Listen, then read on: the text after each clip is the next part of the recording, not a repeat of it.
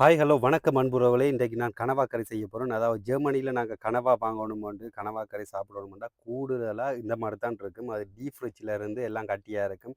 So, நாங்க நாளைக்கு சாப்பிட போறோமெண்டா, முதல் நாளே எடுத்து வைக்கணும். அந்த அளவுக்கு இறுக்கமா இருக்கும்.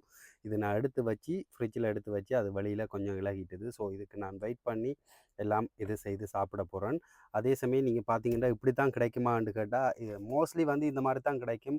நாங்க ஃப்ரெஷ்ஷா வாங்கணுமெண்டா, அதுக்கண்டு தேடி சில மார்க்கெட்டுகளுக்கு போய் தான் நாங்க வாங்க முடியும்.